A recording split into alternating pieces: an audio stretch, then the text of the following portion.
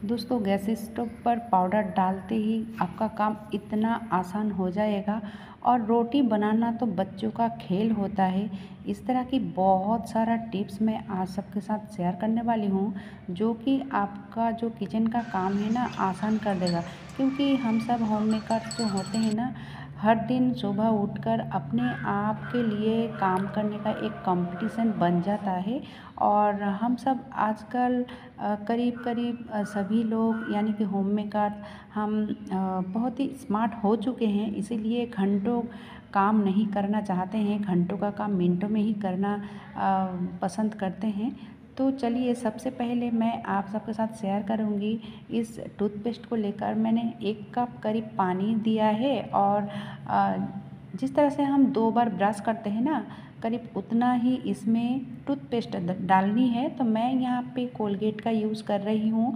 आप जिस टूथपेस्ट का यूज़ कर रहे हो अपने के खुद के लिए, तो वही आप डाल दीजिए। अब देखिए इस तरह से मैं माइक्रोफाइबर की एक क्लॉथ लिया है और इसमें इस तरह से पानी में डाला, यानी कि जिस पानी को मैं तैयार किया। अब देखिए ये जो आयरन होती है ना, तो इसको भी क्लीन करना पड़ता है। अगर इस तरह से जो मैंने पानी बनाया टूथपेस्ट डालकर, तो इस तरह से अगर पानी बना लोगे तो देखोगे इसमें इतना अच्छा शाइन आता है।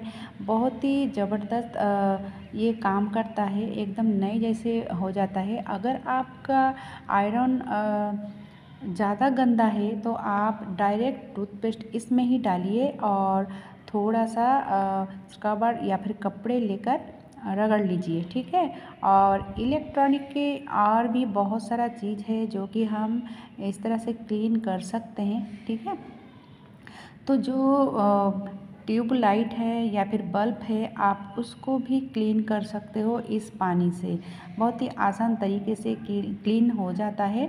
अब चलिए ये दोनों को तो मैंने कर लिया। और ये जो इंडक्शन होता है ना, तो इसको भी तो क्लीन करना पड़ता है, क्योंकि ये बहुत ही गंदा हो जाता है जल्दी जल्दी।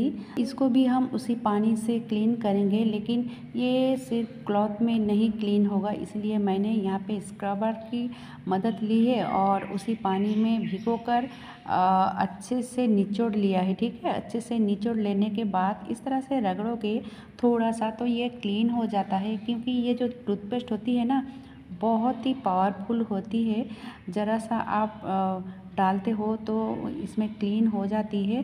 तो इसमें पानी देने की कोई ज़रूरत नहीं है। थोड़ा सा मैंने स्क्रबर की मदद से रगड़ लिया और फिर सूखे कपड़े से पोंछ लिया।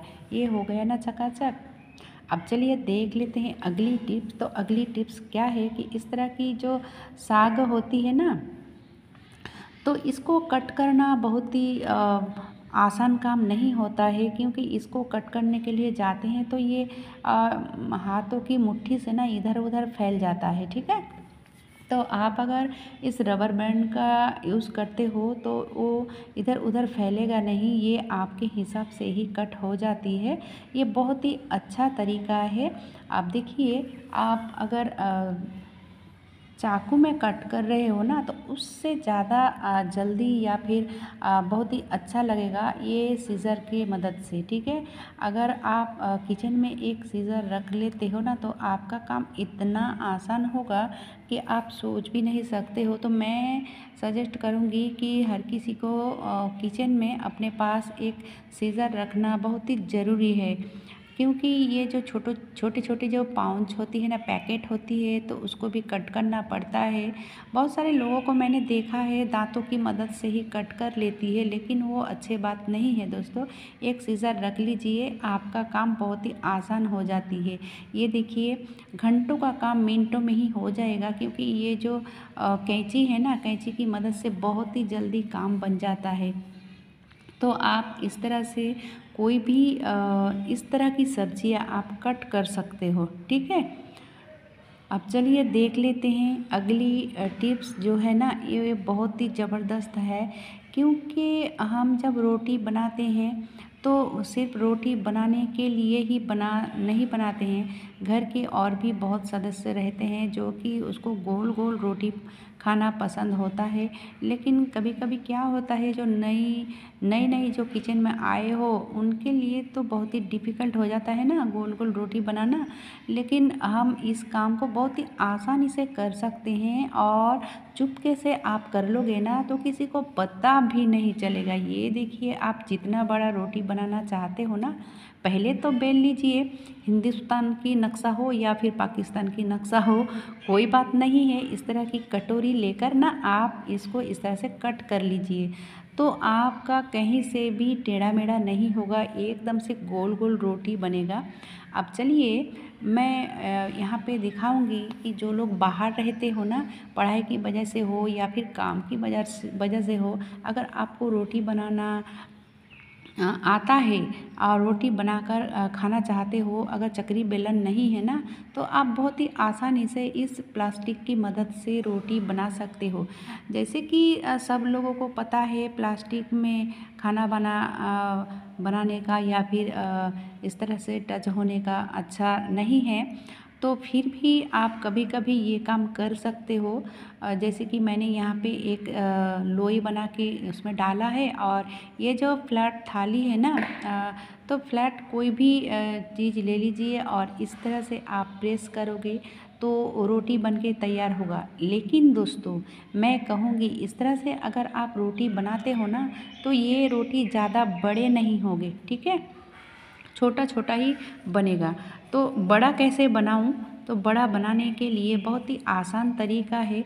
तो आपके पास चकरी नहीं है तो बेलन भी नहीं होगा, लेकिन मैं दिखाऊंगी कि चकरी बेलन का मदद नहीं लेते हुए भी आप रोटी बना सकते हो, वो भी गोल गोल, ठीक है। तो सबसे पहले आप इस तरह से एक लोई लीजिए, और लेने के बाद इसमें थोड़ा सा आटा छिड़का दीजिए, और छिड़काने के बाद आपके पास चकरी बेलन नहीं है तो क्या हुआ, आप कहीं पे भी रहो, आपके पास तो बोतल होता ही है। तो इस तरह से चिकना बोतल लेना चाहिए, ठीक है। चिकना बोतल लेने के बाद इस तरह से अगर आप हल्के हाथों से प्रेस करोगे ना, तो देखोगे आपका रोटी बनके तैयार हो जाएगा।